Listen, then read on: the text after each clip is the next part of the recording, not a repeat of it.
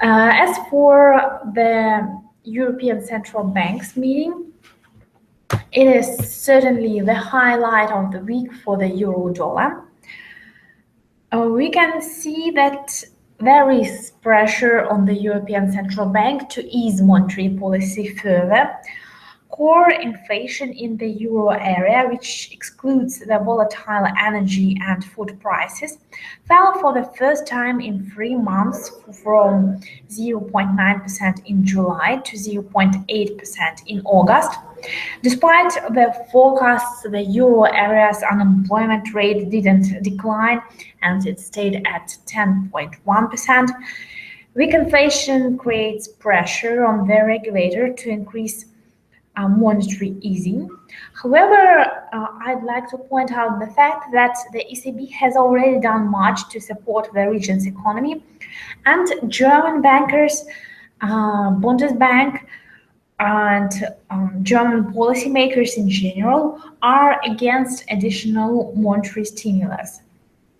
As a result, the more likely outcome of the meeting is that the European Central Bank leaves policy unchanged, but signals that the current 80 billion euro a month bond purchasing program may be extended and probably by at least 6 another months. The impact on the euro in this case should be mildly negative.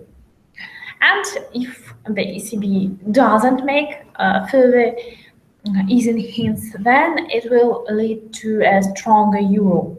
So the baseline scenario is that we'll hear more easing commands from the European Central Bank, more dovish speak from the ECB President Mario Draghi. But the impact on the euro will be mild because the ECB won't make real action at this meeting.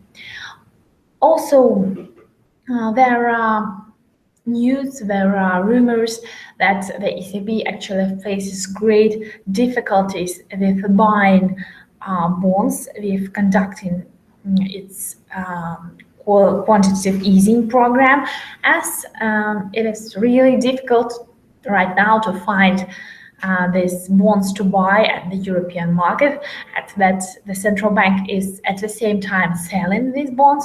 So this is why we see that the euro isn't declining, isn't falling dramatically down despite this enormous quantitative easing program of the European Central Bank. We see that it was announced, but now the impact on the market of these policy measures isn't high. So this is why our baseline scenario for the euro is, although negative, but mildly negative. We'll see more levels at the chart, then we'll discuss the technical picture.